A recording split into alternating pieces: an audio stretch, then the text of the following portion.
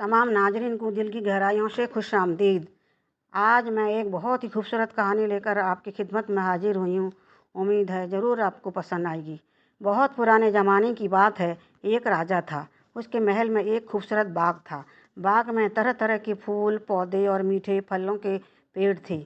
लेकिन उस बाग में एक ख़ास चीज़ ये थी कि एक सेब का पेड़ था जिसमें सोने के सेब लगते थे। राजा ने उस पेड़ की देखभाल के लिए कई चौकीदार रखे थे जो रात दिन पहरा दिया करते थे ताकि कोई चोर सोने की सेब को चुरा कर न ले जाए। लेकिन एक दिन की बात है कि बाग के माली ने जब सोने के सेब को गिनना शुरू किया तो उसमें से एक सेब गायब था। राजा ने ये ऐलान कर दिया कि जो कोई सोने का सेब चोरी करने वाले चोर को पकड़कर मेरे पास लाएगा उसको इनाम दिया जाएगा। सबसे बड़े राजकुमार ने राजा से कहा कि रात में वो पहरा देगा और चोर को पकड़ने का कोशिश करेगा। राजा ने उसको इजाज़त दे दी। बड़ा राजकुमार रात में पहरा देने लगा, लेकिन 2 घंटे बाद ही उसको नींद आ गई और वो सो गया। सुबह उठकर जब वो सेबों को गिना तो देखकर ताज्जुब हुआ कि फिर एक सेब गायब था। उसके बाद दूसरी रात को मंझला राजकुमार राजा से इजाज़त लेकर पहरा देने लगा। कुछ देर बाद उसे भी नींद आ गई और वो भी सो गया। सुबह उठकर देखा तो फिर एक सेब चोरी हो गया। राजा बहुत फिक्र में पड़ गया। अब छोटा राजकुमार आया और राजा से इजाज़त मांगी कि आज मैं पहरा दूंगा और चोर को पकड़ कर लाऊंगा। राजा ने कहा, वो दोनों जो इतने अक्लमंद और बहादुर हैं वो चोर को पकड़ न सके। तुम बेवकूफ़, क्या खाक चोर को पकड़ोगे? लेकिन छोटा राजकुमार नहीं माना। वो राजा से इजाज़त लेकर बाग की तरफ पहरा देने चला गया। वो दिल में ठान लिया कि वो सारी रात जाग कर काटेगा। जब आधी रात गुजर गई तो क्या देखता है कि एक सोने की चिड़िया आई जो बहुत खूबसूरत थी। उसने एक सेब अपने चोंच से पकड़ लिया। राजकुमार ने फौरन निशाना साधा, तीर चलाया, लेकिन चिड़िया को नहीं लगा। चिड़िया फड़फड़ा कर उड़ गई। उसका एक सुनहरा पंख टूटकर जमीन पर गिर गया। दूसरे दिन छोटे राजकुमार ने राजा को सारी बातें सुनाई और वो सोने का पंख उनके सामने रख दिया। पंख बहुत ही सुंदर और कीमती था। राजा उसे देखता ही रह गया। राजा सोचने लगा, चिड़िया की एक पंख इतना सुंदर है तो चिड़िया कितनी सुंदर होगी। राजा बोला कि मैं चाहता हूँ उस चिड़िया को कोई पकड़ कर मेरे पास लाए।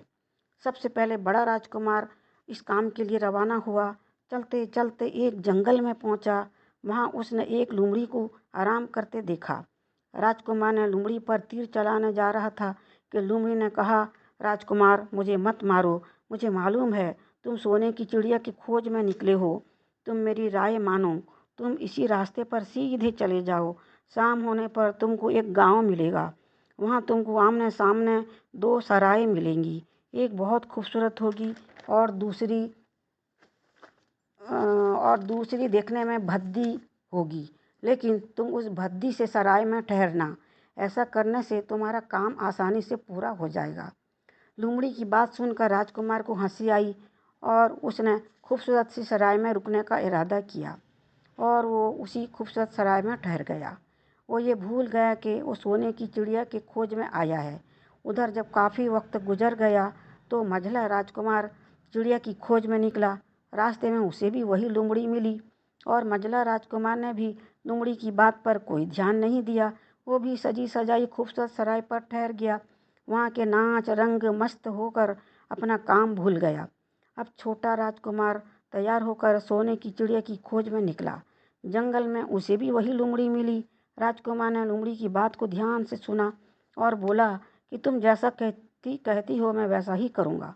लोमड़ी खुश हो गई और बोली कि आओ, तुम मेरे पूँछ पर बैठ जाओ, मैं तुमको उसी सराय तक पहुँचा देती हूँ। देखते ही देखते लोमड़ी की पूँछ काफ़ी बड़ी हो गई और लोमड़ी हवा में उड़ने लगी और उसे सराय तक पहुँचा दी। राजकुमार ने लोमड़ी की सलाह मानकर छोटी और पुरानी सराय में डेरा डाला।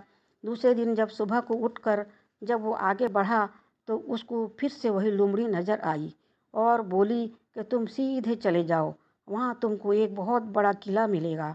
उसी वक्त सारे सिपाही सो रहे होंगे। तुम बेधड़क किले के अंदर घुस जाना वहाँ एक कमरे में एक लकड़ी के पिंजरे में सोने की चिड़िया बंद है।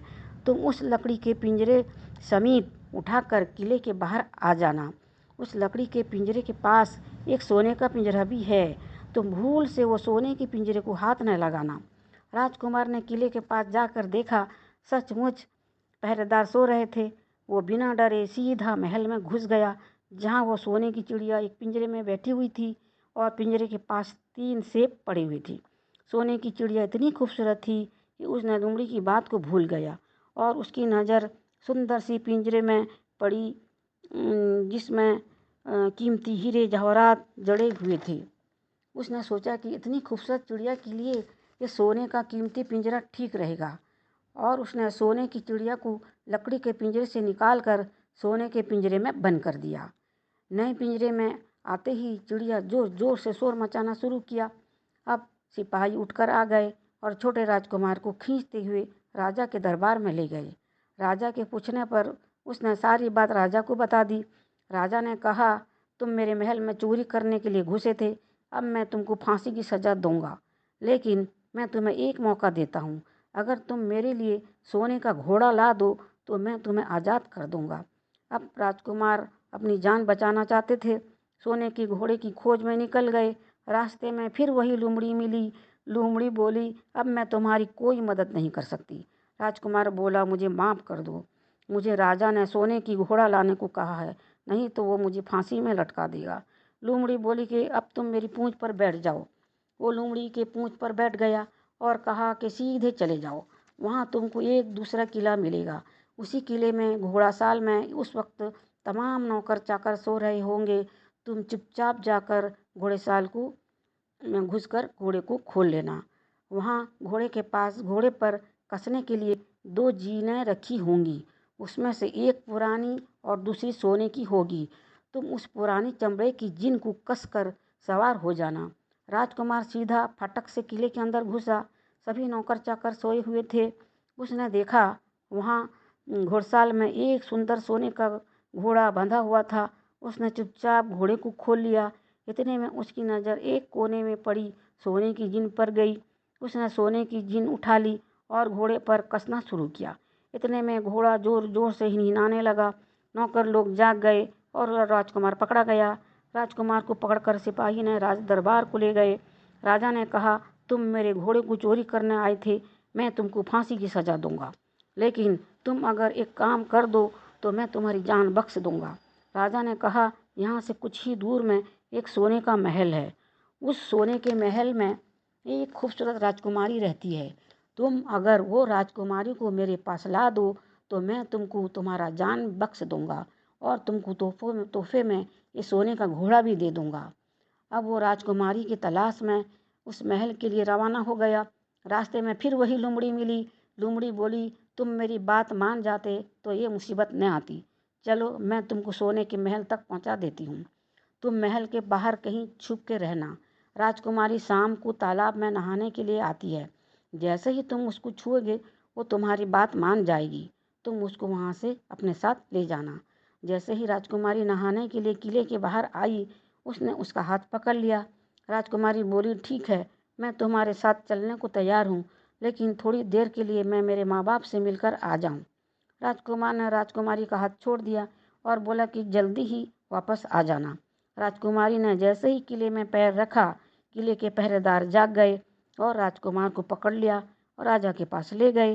राजा ने फौरन हुक्म दिया कि राजकुमार को फांसी में लटका दिया जाए। ये सुनकर राजकुमार रोने और गिड़गिड़ाने लगा। राजा को उस पर रहम आ गया।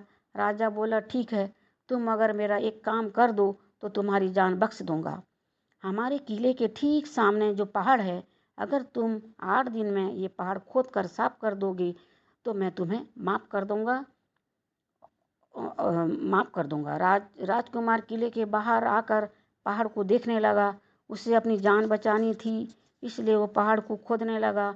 अब 1 दिन बचा था। इतने बड़े पहाड़ को कैसे ख़त्म करे। राजकुमार सर झुकाए बैठा हुआ था। इतने में वही लोमड़ी उसको दिखाई दी। लोमड़ी ने हुक्म दिया, तुम बहुत थक गए हो, जाओ थोड़ी देर आराम कर लो, तुम्हारा काम हो जाएगा। उसने लेटते ही उसे नींद आ गई। सुबह उठकर देखता है कि पहाड़ का नामो निशान नहीं है। राजा उसके काम पर बहुत खुश हुआ और राजकुमारी के साथ उसका शादी करा दिया। राजकुमार को सोने की चिड़िया और सोने का घोड़ा भी मिला। राजकुमार खुशी खुशी अपने महल को वापस आया। मेरी ये कहानी आपको ज़रूर पसंद आई होगी। प्लीज़ सब्सक्राइब ज़रूर कीजिएगा।